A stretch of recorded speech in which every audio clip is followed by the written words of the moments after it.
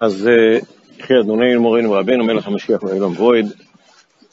יש לנו כאן מאמר של הרבי שליט"א מלך המשיח לשבת פרשת שמיני תשמ"ז. בספר המאמרים זה בעמוד קס, ספר המאמרים ויקרא. וכאן הרבי מדבר על הפסוק לוויתן זה יצרת לשחק בו. מה הקשר בין פרשת שמיני ללוויתן זה יצרת לשחק בו? אז המדרש, כיוון שבפרשת שמיני מופיע לנו בתחילה על נושא המשכן וכו', אבל לקראת סוף הפרשה מופיע התייחסות אילו בעלי חיים מותר לאכול ואילו אסור לאכול, זאת החיה אשר תאכל וכו'. על העניין הזה המדרש מביא מדרש מאוד מעניין בנוגע לשור הבר ולוויתן. קודם כל להבהיר לעצמנו שלוויתן המדובר בחז"ל זה לא הכוונה ליונק הימי שנמצא בים שאנחנו קוראים לו לוויתן, באנגלית וויל, אלא לוויתן מדובר על דג אחד שיש ממנו פריט אחד ויחיד בכל העולם. הלוויתנים האלה שמדברים עליהם זה לא דג, זה יצור ימי כמו כלב ים ואריה ים וכדומה, ויש ממנו הרבה. והוא לא דג, ואילו הדג שמדובר עליו זה לוויתן, ויש ממנו אחד בבריאה. היו שניים שנבראו, הקדוש ברוך הוא העולם לא יוכל להתקיים, כי זה משהו ענק אדיר, אז הרג את הנקבה, מלך אותה לצדיקים לעתיד לבוא, ורק הלוויתן הזכר נשאר. נמצא אי שם במעמקי הים, ומחכה לרגע שיתגלה. יש לך גברת סימה? כן? תעזרי לו שם, עמוד. אז המדרש מספר שמי שלא הלך לראות זירות למיניהם, כל מיני זירות ספורט, זירות אגרוף וזירות קרבות, אז לעתיד לבוא, הקדוש ברוך הוא מראה לו, לעתיד לבוא זה תכף מיד ממש, את הקרב הגדול בין שור הבר והלוויתן. הקדוש ברוך הוא מביא את שני הגורמים האלה, שור מאוד גדול ולוויתן הדג המסופר עליו, ומתחולל קרב ביניהם, כאשר הלוויתן שוחט בסנפירו את שור הבר, הוא שוחט אותו את שור הבר. קודם כל זה לא משל, קודם כל זה כך מציאות שתהיה כפשוט ממש. שור הבר נוטץ בקרניו את הלוויתן. השם יעזור שכבר עכשיו. אין זמן. אין, חבל לך על הזמן. זה בנוסף. אומר המהרש"א, עלינו להאמין שדברים אלו כפשוטם ממש. קצת לא יכולים להסתדר לנו. מי היה פעם מאמין שרוסיה תהפך להיות למדינה שמסייעת לפתיחת בתי כנסת וישיבות וכו'. מי היה מאמין? זה קרה. לפני שמישהו עלה על הירח, מי האמין שאפשר יהיה לעלות על הירח? זה קרה. אז כך יש לנו גם בעניין הזה שיתחולל הקרב הזה. ושם המדרש מספר שמהשור הבר ולוויתן הקדוש ברוך הוא עתיד לעשות סעודה לצדיקים, ועמך כולם צדיקים. ואז נשאל גם שאלה, מבחינת הכשרות, איך זה ייתכן שהלוויתן שוחט בסנפיר שלו את שור הבר, איפה שראינו שחיטה כזאת כשרה. אז המדרש עונה על זה, תורה חדשה מתייצא, חידוש תורה מתייצא. אוקיי, אבל כרגע לא זה הנקודה שהרבי רוצה לדבר עליה. אומר אדמו"ר הזקן, שמעבר לכך שזה יהיה כפשוטו ממש, אבל יש כאן עניין של מסר למשך כל השנים, שהרי כל הנבואות שהן נבואות העתיד, לכאורה במשך אלפי שנים, כל הנבואות האלה הן לא רלוונטיות, בגלל זאב עם כבש. טוב, עד שזה לא יתגשם, אז סתם אין לנו מה לעשות עם זה. או כל הנבואה הזאת שעתיד הקדוש ברוך הוא ליצור קרב בין השור הבר והלוויתן, אז אנחנו נאכל מזה, אוקיי, בסדר, יהיה בזה איזשהו כנס גאולה אלוקית מאוד מעניינת, אבל כל הנושא הזה הוא מה אנחנו עושים עם זה במשך אלפי שנה? מסביר אדמו"ר הזקן שכל נבואה עתידנית יש לה גם משמעות עכשווית. בפועל היא תהיה בלעתיד לבוא. אבל מבחינת המסר הרוחני בעבודת השם, יש לכל נבואה של לעתיד לבוא, יש לה מסר בהוראה לגבינו היום. ואז שואל אדמו"ר הזקן, אוקיי, מה זה שור הבר, מה זה הלוויתן, במושגים שלנו היום. גם של כלל עם ישראל, וגם של כל יחיד ויחיד. איפה זה בא לידי ביטוי? ועל זה אדמו"ר הזקן כאן ידבר בעזרת השם בהמשך. הרבי של תמל חמישה מדבר, מרחיב מה שאומר אדמו"ר הזקן. אולי הסתכלו ביחד בינתיים, לא יודע איפה נעלמו כאן עוד ספרים. אני אומר את זה בפעם, אני לא יודע כמה שאני אומר את זה, ונא לזכור. הלוויתן שהאנשים קוראים לו לוויתן, באנגלית בכלל קוראים לזה וויל, לא קוראים לזה לוויתן, אבל מה שהציבור הישראלי נוהג לקרוא לזה לוויתן, זה לא הלוויתן שחז"ל קבעו. כמו שיש להם הרבה טעויות אופטיות, אז גם כאן הלוויתן שחז"ל מדברים עליו זה דג, והוא לא דג. שחז"ל מדברים עליו זה דג ענק, ענק, ענק.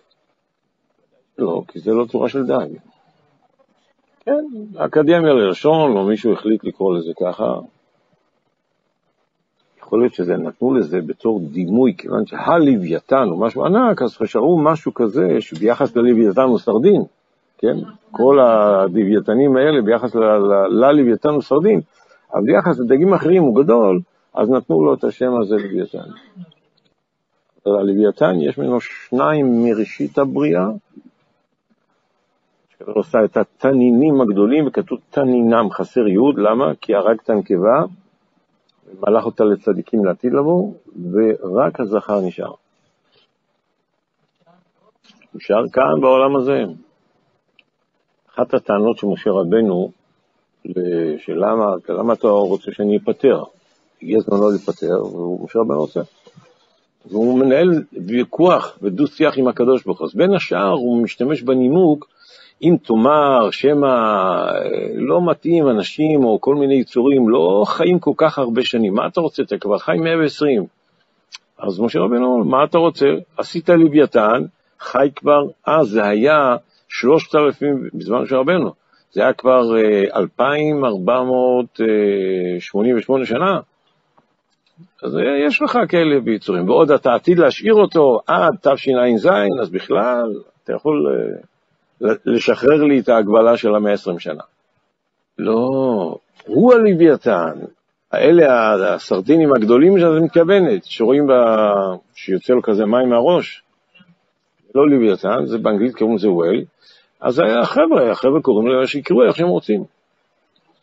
עכשיו אם כן אנחנו נתמקד בהבנת המושגים הלוויתן ושור הבר בעבודת השם. מה זה אומר לנו? מביא על זה בליקוטי תורה של אדמו"ר הזקן, ריש פרשתנו, מה שאמרו הז"ל, שלעתיד לבוא, ש"ל, שלעתיד לבוא, יעשה הקדוש ברוך הוא כניגיה עם לוויתן, קרב עם לוויתן ושור הבר. הוא ככה יוצר איזשהו קרב ביניהם, גברת אביגיל, שבי אולי שם לידה, לך ספר. ומה יהיה בקרב הזה? לוויתן ישחוט לשור הבר בסנפיריו, ושור הבר נוטץ ללוויתן בקרניו. יש הרבה היבטים למדרש הזה, אבל עכשיו הרב מתמקד בהיבט, מה זה אומר לנו? והנה כל הייעודים לעתיד לבוא. תנו לי עוד כמה ייעודים, נבואות של מה יהיה בלעתיד לבוא. תנו לי עוד כמה דוגמאות. תחיית המתים, יער זאב עם כבש, נמר עם גדי ירבץ, מה עוד? כולם התרפו, אוקיי. אז כל הייעודים האלה הם לא איזשהו קטע שאפשר לשמור אותו בכספת, ואין מה לעשות איתו, ורק בלעתיד לבוא נתחיל להשתמש בזה ולבדוק מה קורה. הוא אומר לא. נוסף על זה שהידיעה עוד אותם, שאדם יודע שלעתיד לבוא, תכף מיד ממש, יהיה כאלה דברים נפלאים, זה מקל את סבל הגלות שהייתה פעם, או כנראה במחוש, אבל הם גם חלק מתורה נצחית. כיוון שהנבואות האלה הם חלק מהתורה, אז ההגדרת תורה חל עליהם. מה זה תורה מלשון מה? תורה. היינו שהיא נצחית בכל זמן ובכל מקום, בכל זמן וזמן. זה מובן גם הייעודים שיהיו לעתיד לבוא. מכיוון שהתורה היא נצחית, צריך לומר שיש בהם גם הוראה נצחית. בעבודת האדם גם בזמן הזה. זהו מה שנביא בליקוטי תורה שם, קופץ על הסוגריים, תוכן, עניין הקניגה, דלוויתן, שור הבר, דלתי לבוא בעבודת האדם. איפה זה בא לידי ביטוי בעבודת האדם? האם אנחנו לוויתנים? האם אנחנו שור הבר? האדם הוא עולם קטן, שישנם פרטים אלו בעבודת כל אחד ואחד מישראל, בדרך זה ישנם עניינים אלו ברוחניות, בעולם הגדול, בכלל ישראל, עד שישנם כפי שהם בפשטות, בשור הבר, בלוויתן, בפשטות שיהיה לעתיד לבוא. וביור העניין הוא, למה נקרא שמו של הדג הזה ראשון לוויתן? הדג הענק הזה. לא, כמה כאלה את יודעת שישנם? כאלה שמוצאים מים מהראש. בערך כמה, יש אחד. כל פעם רואים תמונות של אחרים. אז יש עם זה הרבה. ואמרנו שמהלוויתן יש אחד, הוא לא צריך גם להוציא מים מהראש. למה הלוויתן מוציא מים מהראש? כי זה הנשימה שלו. אז זה לא מוציא מים, זה רק עדים כאלה. אז למה? כי כמו תנין לא יכול להיות כל הזמן, צריך לצאת מזמן לזמן. אז גם הלוויתן לא יכול להיות כל הזמן. הלוויתן שאנחנו מדברים עליו, זה דג שנמצא במעמקי הים, אין לו בעיה להיות 5,000 שנה מתחת למים. אוקיי, למה קוראים לו לוויתן? מלשון הפעם ילווה אישי אליי. מי אמר למי? שנתנה את השמות, נמצא ראובן, ראה השם בעוני, שמעון, שמע השם כי ישנוא אנוכי. לוי, מלשון הפעם ילווה אישי אליי. עכשיו יעקב כבר יהיה איתי. למה? כי ילדתי 3 בנים וכן הלאה. כי הוא מלך הדגים. נשר מלך העופות. את שואלת למה הוא כל כך הרבה שנים חי? במה בחרו? שהקדוש ברוך הוא רוצה, זה קשור להבנת העניין, מה זה לוויתן, מה זה שור הבר. תכף נראה, זה יענה לך גם כן. אז הוא אומר, למה נקרא לוויתן? מלשון הפעם ילווה אישי אליי. אז מה הקשר בין לוויתן לפעם ילווה אישי אליי? לאה אמרה שבאמת עכשיו, כשנולד לוי, הוא יגרום שאישי יהיה לידי יותר. אבל זה קשור ללוויתן. אז ככה, בואו שנבין את ההבחנה הכללית בין ברואי הים לברואי היבשה. ברואי הים זה הדגים וכן הלאה, וישרצו המים שרץ נפש חיה. דרך שהוא אמר את זה, מיד נהיה בכל הים, בכל הימות, דגים מהמים. לכן הדג הוא רוב המוחלט שלו זה מים. אוקיי. היבשה גם כן, הקדוש אמר, תוצא ארץ נפש חיה. אז מיד יצא מהאדמה, מה יצא? מה יצא? לא, מהאדמה, שאומר, תוצא ארץ נפש חיה. יצאו כל ברואי היבשה. הדגים יצאו וישרצו המים. כשהוא אמר תוצא ארץ נפש חיה, זה אריה, נמר, שור, דוב, כבש, כל אלה נבראו מתוך האדמה.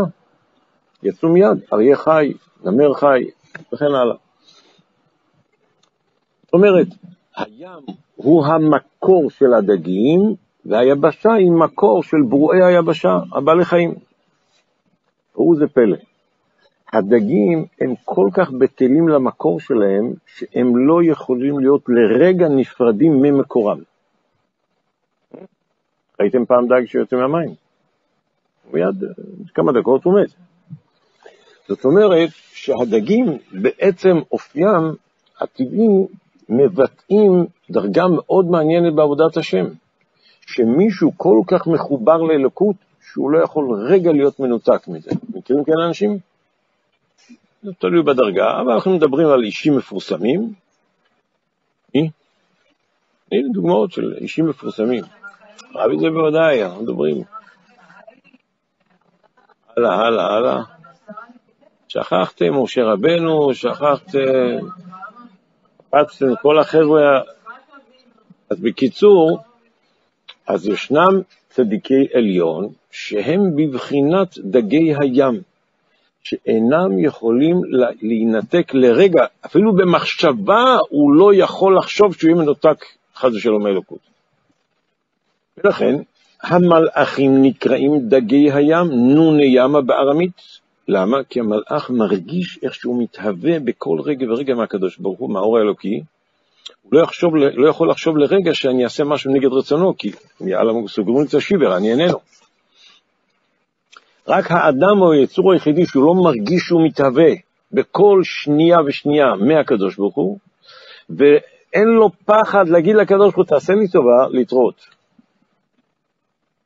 ניפגש בעוד כמה זמן.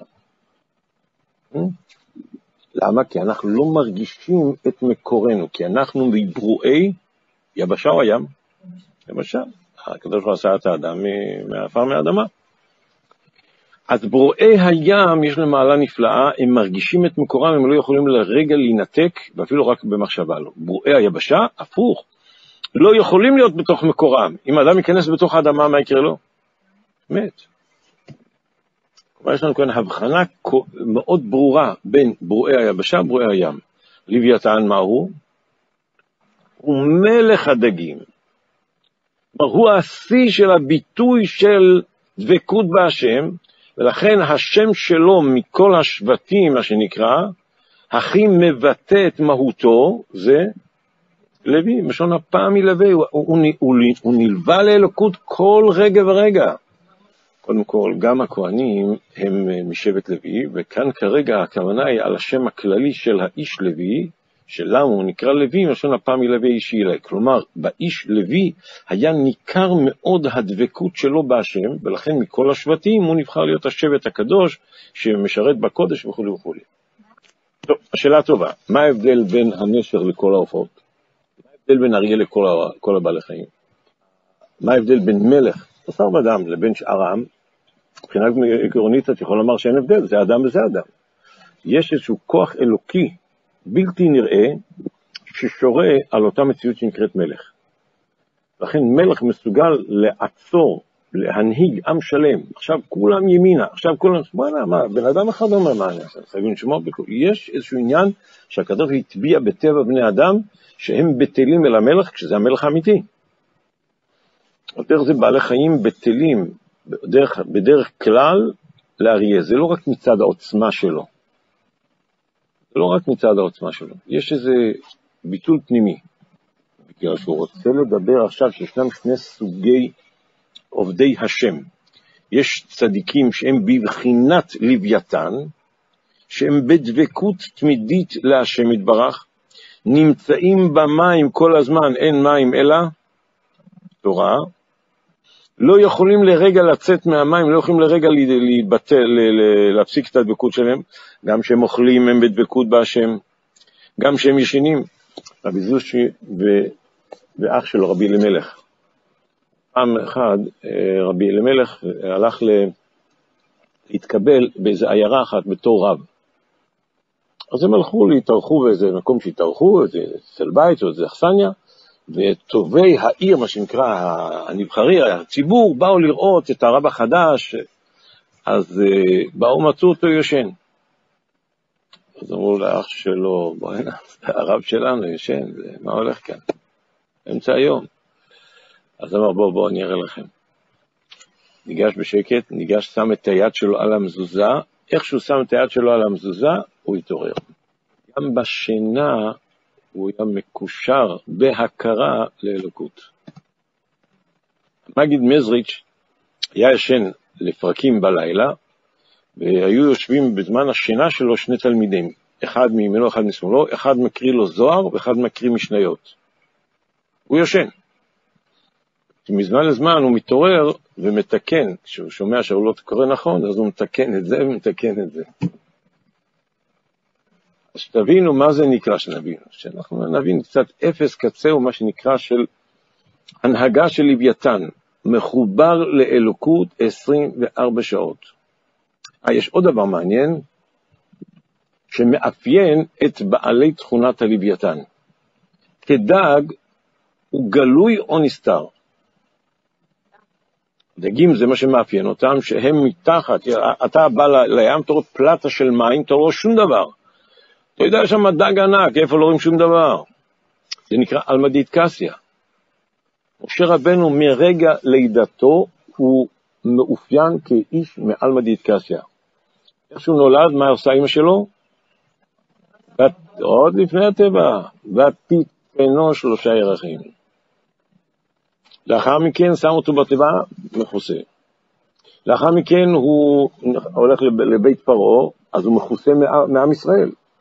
לאחר מכן שהוא הורג את המצרים, נאלץ לברוח, אז הוא נאלץ לברוח לכוש, לאפריקה.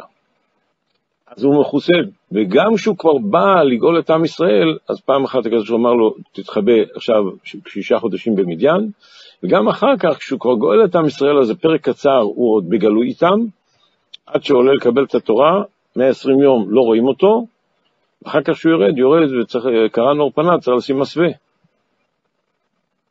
אז מתי ראו אותו? בתים מאוד נדירות, למה? כי הוא מעלמא דאיטקסיא. תראו לי עוד איזה צדיק אחד שיש לו לפחות פרק זמן די ממושך בחייו, שהוא היה מכוסה ונסתר, לגמרי. הרבי זה הכל, אנחנו מדברים. הוא בעבר. רבי שמעון בר יוחאי. הוא יכל למצוא לו 20,000 פתרונות, אם לא 20 מיליון פתרונות. למה הוא שם אותו במערה מכוסה? כי הוא אופיו עלמא דאיטקסיא. וכן הרשב"י הוא ניצוץ של משה רבנו. האריזל חי קיצור שנים, 38 שנה, 36 שנה חי במצרים, בשנתיים האחרונות חי בארץ ישראל. כשהוא חי במצרים היה יושב בנילוס על ספינה, והיה יושב על מטורה. אז גם כן מכוסה, לא יוצא ונכנס עם אנשים. זה סוג של צדיקים שהם בבחינת לא רק דגי ים, אלא יותר בולט אצלהם העניין הזה של עלמא דאיטקסיא. טוב, בדרך כלל כן. אוקיי. למרות שיש להם כן צד מאוד גלוי שהם מסתובבים כאנשים פשוטים. אוקיי. זה הסוג של הלוויתנים, או הלוויתן. סוג של שור הבר. שור הבר. בר מלשון מה? מה? בר או תבואה, או תנו עוד משמעויות למילה בר. בר זה פרח, בר, בחוץ, מחוץ למסגרת. אין כאן ספרים, אז אולי תשבי שם... כאן, ליד, כן, כאן. יש כאן. אז בר מלשון חוץ. להבדיל, אפילו אומרים בר מינן. פרח בר, חוץ מאיתנו. אבל יש עוד משמעות למילה בר. נקי כפיים, בר לבב. מה זה בר לבב? אולי רעיונות יפים שאתם אומרים, אבל זה לא זה. בקיצור, בר לבב משון זך, נקי. בר זה בן, בר מזל זה משמעות בן. בן חורין, אז יש בארמית, בעברית זה בן, בארמית זה בר. המילה בן בארמית זה בר. אז נקי כפיים הוא בר לבב, זה משון זך, מזוכח, שור הבר. אז קודם כל זה מבטא את הצדיקים שהם ברואי היבשה. עלמא דאיטגליא, ברואי היבשה חייבים להיות בגלוי. הם לא יכולים להיות בתוך מקורם. כל עיסוקם הוא לברר ולזכך את החומר. בזמן שהצדיקים הנקראים לוויתן, אין עיסוקם עם החומר. רשב"י שהיה במערה. הגיע פסח, הוא עשה מצות. כן, לא בפסח מצות ולא בחג הסוכות סוכה ולא קידוש על יין, לא במערה. במערה היה אין שקם ואין קנטינה ואין שום דבר, זהו. יש לו רק מעיין ועץ חרובים. אז באמת עבודתם היא בעיקר בהיבט הרוחני. גם כשהוא מתעסק באיזה משהו גשמי, אבל זה רק סמלי מה שנקרא. עיקר העבודה שלו זה הצד הרוחני. זה הגדרה מאוד כוללת, כי היום כל אחד שפותח ספר נקרא תלמיד חכם, זה יפה, אבל זה לא בדיוק ההגדרה. טוב. מבחינה, כשאנחנו מרחיבים את היריעה, אז בכל יהודי יש זמנים שאנחנו בבחינת לוויתן, שאנחנו בתפילה, אנחנו אמורים לחשוב על התפילה בלימוד תורה, עכשיו אנחנו לא מתעסקים עם החומר, עסוקים רק בעניין הרוחני, להתעלות, להידבק, להילוות אליו, אז גם אנחנו בלשון השאלה לוויתנים קטנים. אז יש זמנים שאנחנו יוצאים לעבודה, לשוק ולעבודה בחוץ, אז אנחנו עסוקים בהתמודדויות עם ניסיונות החומר. אז אנחנו מבחינת שור, רק צריך להיזהר לא להיות שור נגח. לפעמים מרגיזים אותנו, כן, צריך להיזהר. להיות שור בר מזוכח, כן. אוקיי, אז אמרנו, הסוג הזה של הצדיקים, עבודתם היא עם החומר, זיכוכו, ועל ידי זה הם מתעלים, הצדיקים האלה. הסוג הראשון של לוויתנים, שהם דומים ללוויתן, ההישגים הרוחניים שלהם מדהימים, הם משייטים בין העולמות, כמו שהגוף האווירודינמי של הדג מאפשר לו שיות מהיר ממקום למקום. למה הוא נע במהירות? כי הגוף שלו הוא כזה צורה אווירודינמית, כלומר צר מקדימה וחלק וכו'. קודם כל, באמת נכון, יש הרבה כאלה, אם נדבר על משה רבנו, באמת נכון, ועיקר העבודה שלהם היא בשבילנו. הם מתנה עבורנו להנחות אותנו, להדריך אותנו. אז כמו משה רבנו, באמת משה רבנו, ההתגלויות שלו בני ישראל הוא לפרקים, שהוא נתן את השיעור, גמר את השיעור עוד פעם. עכשיו, יש לו השפעה שוטפת, אבל לא מורגשת. התפילות שלו על כל אחד ואחד, שהוא חושב על מישהו, זה פועל עליו. אבל מגע ישיר, נכון, זה לפרקים. דברי.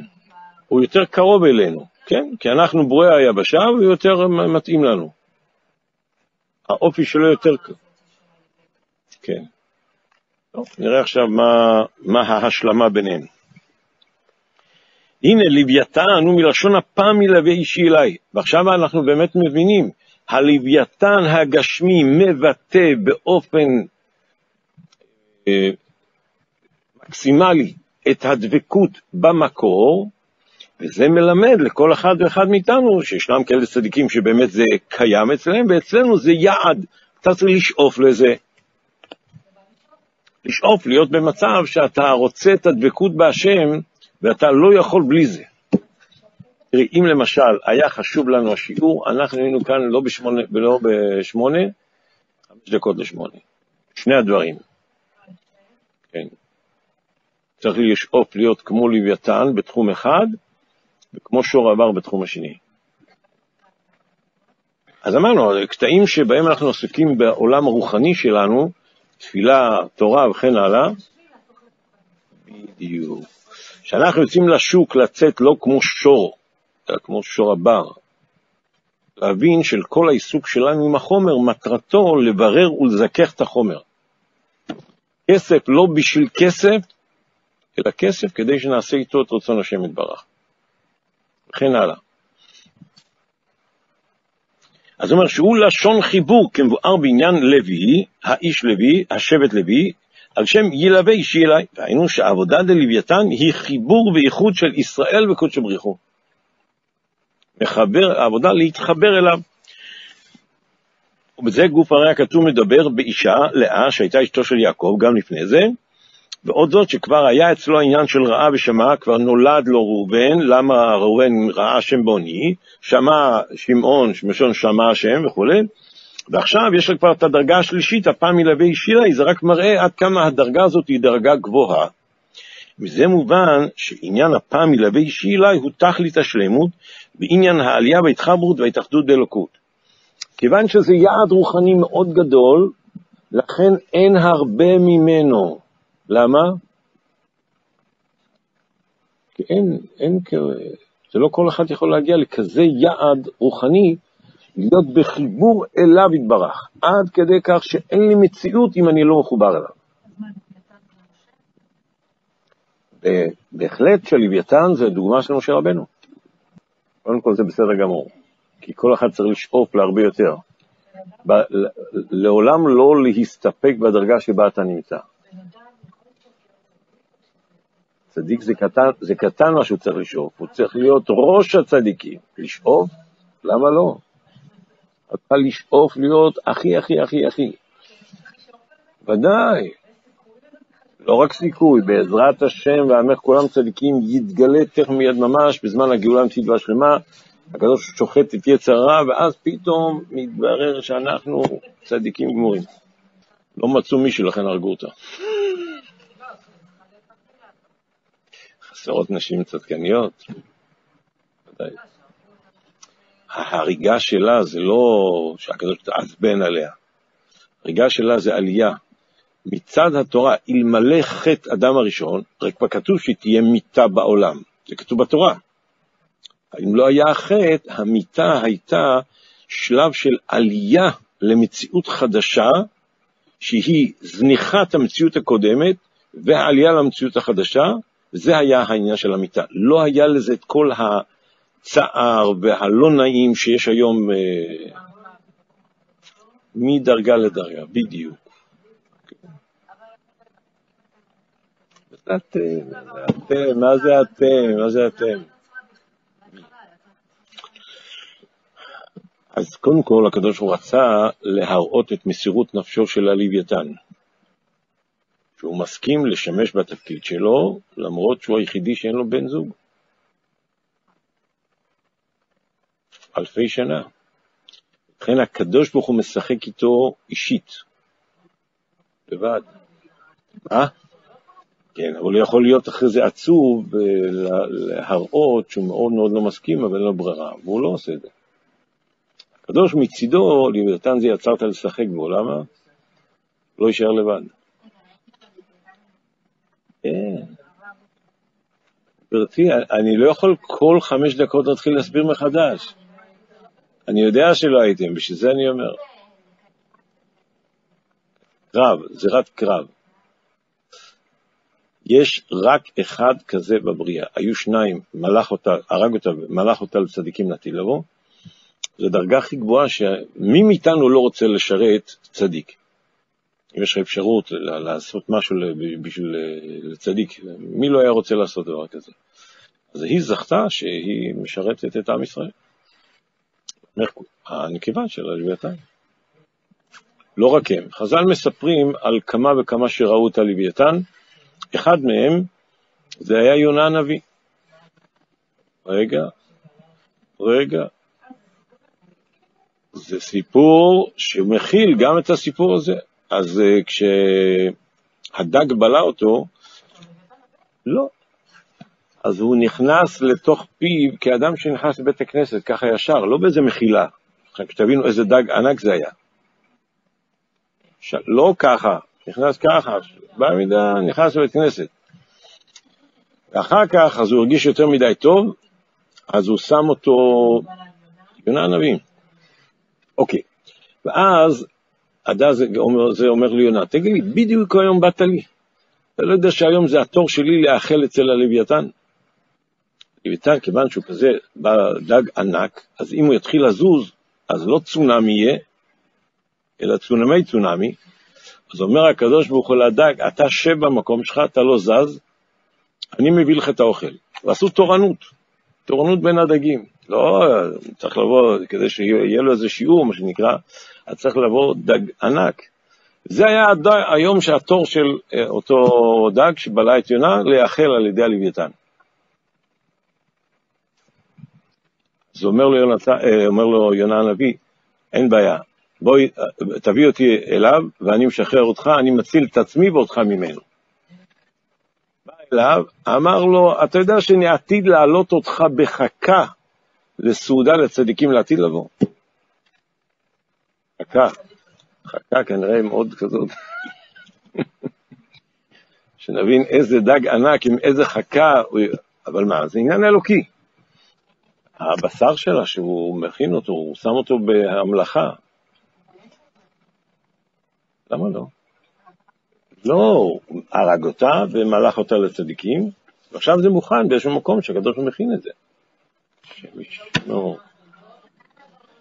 אמרנו 20,000 פעם, זה לא דג, גברת אופרה, זה לא דג, זה יצור ימי, יונק ימי, יונק. כן, זה שנקרא באנגלית well, זה לא לוויתן. לוויתן שחז"ל מדברים עליו, יש ממנו אחד בעולם. קיים. מי בידר? אם היית באה מקודם, סיפרתי כמה דברים עליו, אבל בואו רק שנייה, אנחנו עכשיו אצל יונה הנביא.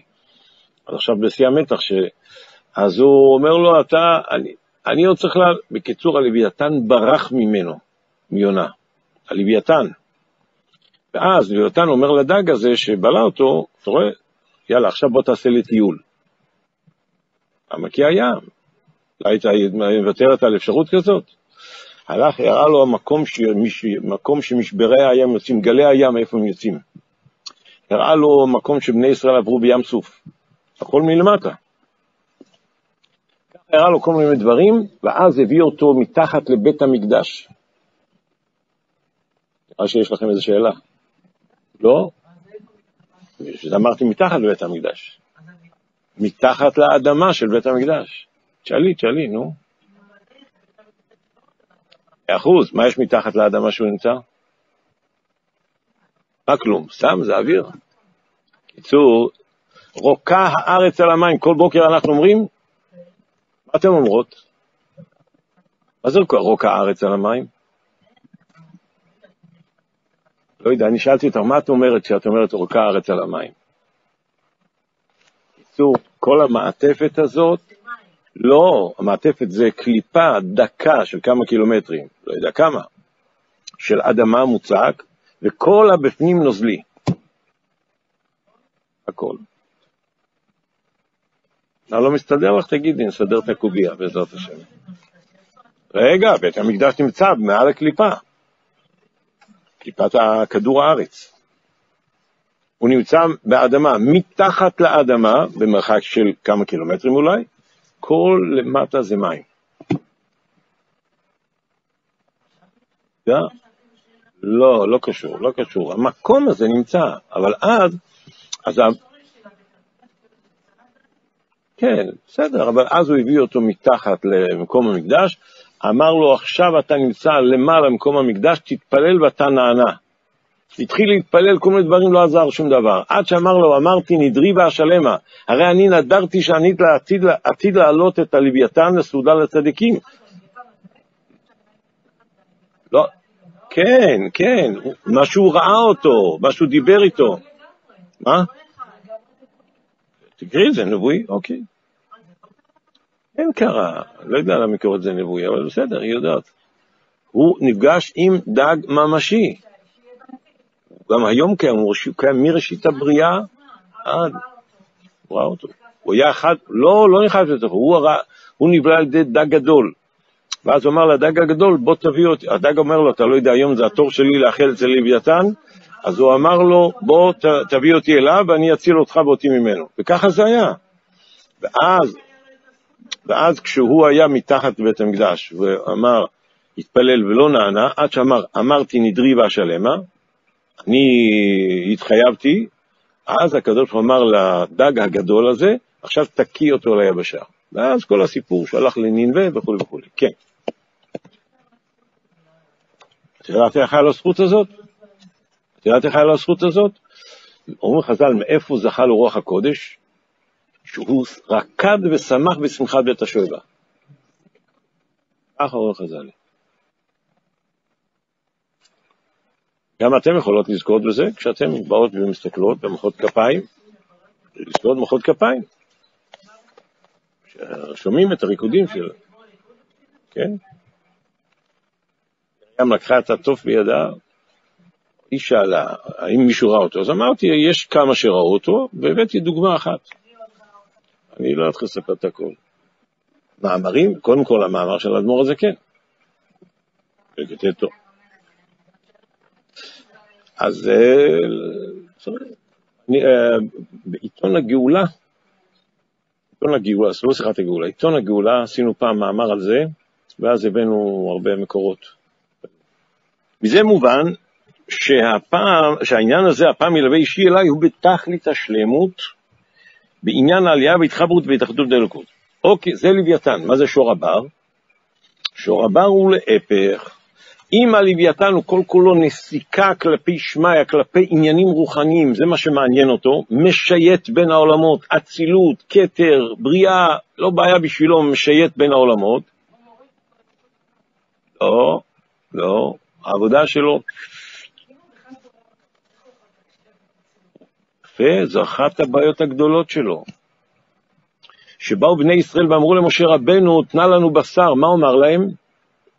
מאין לי בשר כי אתן לכל העם הזה? הוא חז"ל, מה פוש מה? יש להם המון כבשים. לא, לבני ישראל היה כבשים.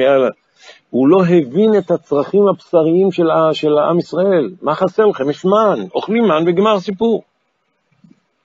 לכן באמת, הסוג הזה קשה. קשה לו לרדת אל העם. ויש סוג שני שהם מתמודדים עם החומר, מצליחים, מבררים אותו, מזכחים אותו, ועל ידי זה הם מתעלים. כן.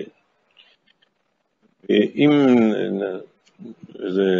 ניתן עוד איזה הסבר קצר, אז זה על דרך ההבחנה בין טיסה רגילה באטמוספירה לבין טיסה בחלל. שימו לב, איך מטוס טס? מטוס טס על ידי זה שהוא צף על האוויר, לכן כשיש כיס אוויר הוא נופל. הפרופלור, אם אנחנו מדברים במטוס רגיל, מזרים אוויר דרך מתחת לכנפיים, הוא כאילו חותר בתוך האוויר, הוא זקוק לאוויר כדי שהוא יתרומם. כשהאוויר עובר במהירות מתחת לכנפיים, יש כוח העילוי והמטוס עולה. כשאין אוויר, לכן היכולת של מטוס לעוף לגובה היא מוגבלת, כי כמה שעולים גבוה יותר, מה אין שם? אין שם אוויר, אין שם, ואז כשאין אוויר, אז אין לו אין לו את ההתנגדות של האוויר, אבל הוא זקוק להתנגדות כדי להתגבר. למשל, למה סירה היא מתקדמת? כיוון שלמים יש התנגדות, אם המשותי, אם אני חותר בתוך המים, אז ההתנגדות שיש למים מאפשרת לי להתקדם. אם אני חותר באוויר, לא הייתי יכול להתקדם, כי האוויר אין כמעט התנגדות. שימו לב למילים, כיוון שיש התנגדות לחומר, לכן אני יכול להתקדם. זה הסוג של הלוויתן או של שור הבר? שור הבר. שור הבר זה טיסה באטמוספירה. כשיש החומר מתנגד לי, אז אני מתגבר עליו, אז אני מתקדם. יש ניסיונות באכילה ושתייה וכן הלאה, ואני מתגבר על זה, ככל שאני מתגבר, אז ככה מבחינה רוחנית אני מתעלה. כן? הסוג של הלוויתנים זה על דרך טיסה בחלל. טיסה בחלל אינה זקוקה לאוויר, משום שהמנוע הוא מנוע רקטי, שזה בגלל הפרשי לחצים בין, שיש את הפיצוץ של הגז, אז הלחצים בצדדים משתווים, אבל למעלה ולמטה הם לא משתווים, כי למטה יש פתח, ואז נוצר רק הכוח ההזנקה כלפי מעלה, והרקטה עפה. לכן כשהיא נמצאת בחלל, היא זקוקה לממש לאיזה זוויות קטנות, של איזה תנועה קטנה במנוע הרקטי, והיא משייטת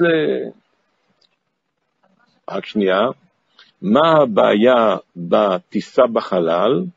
כשאתה יוצא מחוץ לכוח המשיכה של כדור הארץ, ואז קל לך באמת לשייט במרחבי האינסוף, הבעיה היא איך אתה חוזר לכדור הארץ.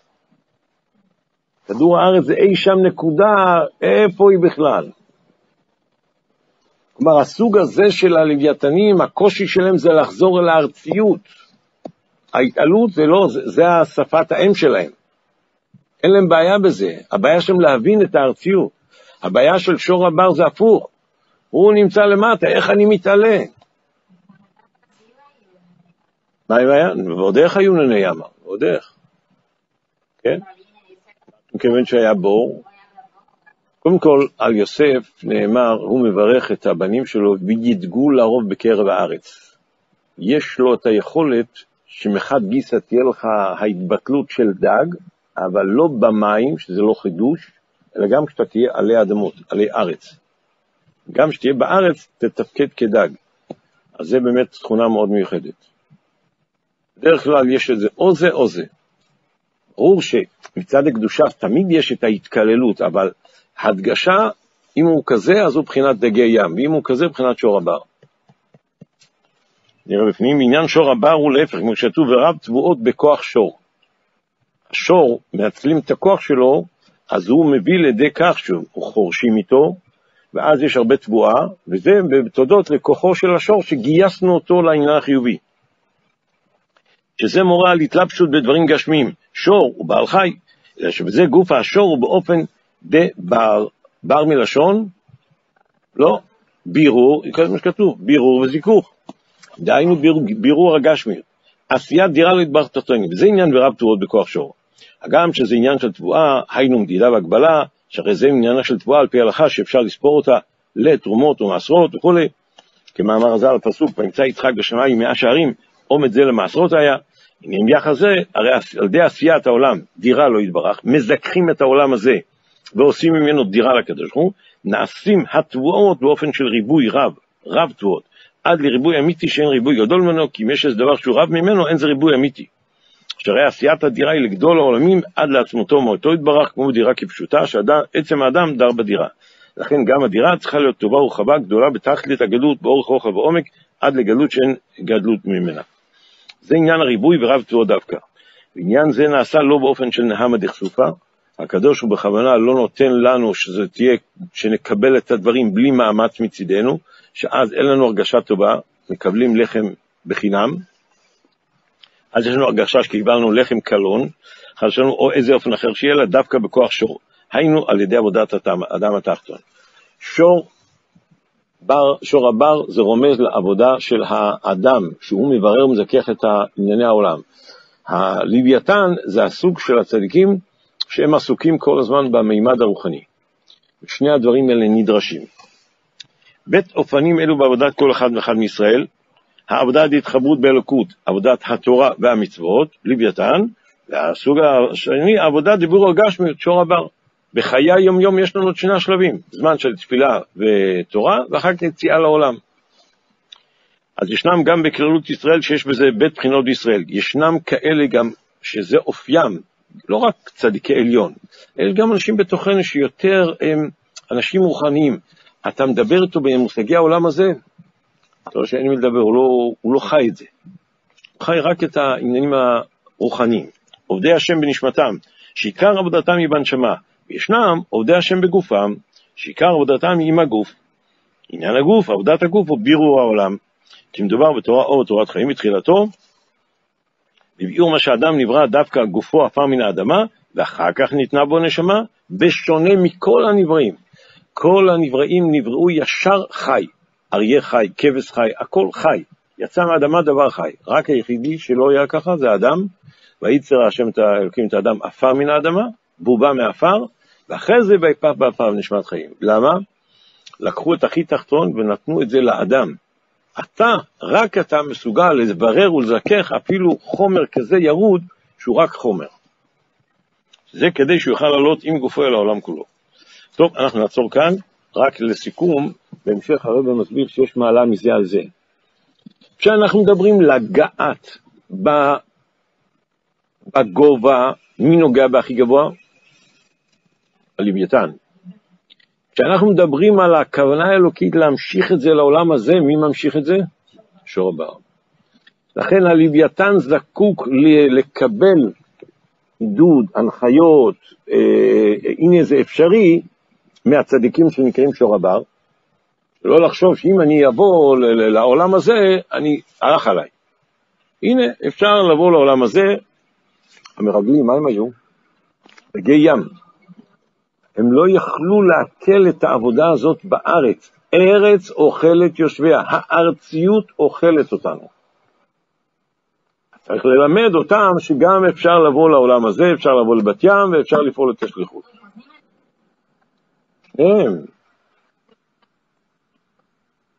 הוא נוטץ אותו בקרניו. אין מנצח, אין אחד. כל אחד מעניק את מעלתו לשני. הלוויתן מעניק את מעלתו לשור הבר, לכן הוא שוחט אותו ומעלה אותו. השור הבר נוטץ את הלוויתן בקרניו, ואומר לו, חביבי, אויס לוויתן, עכשיו לסעודה, עכשיו אוכלים אותך.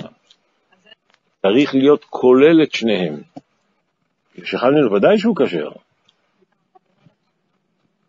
אסור, זה לא דג, זה יצור, זה כמו כלב ים, יריה ים, הוא יונק, לכן הוא גם לא יכול להיות כל הזמן בתוך המים. אסור באכילה. עושים ממנו שמן דגים, וזה כבר תלוי כל אחד ואחד, אם יש הנחיה מרופא, זה לא כשר, אבל אם יש הנחיה מרופא, צריך לראות מה המצב, אם כן או לא. לא, זה סתם כזה. היום מכנים, אמרתי לך, זה מכנים את כל הדג גדול הזה, לוויתן. טוב, אז יחי אדוננו, מורנו ורבנו, מלך המשיח לעולם ועד. העיקר זה להיות בעיקרון שתכף מיד אנחנו יושבים לסעודה. גבירותיי, אם אתם רוצים, רק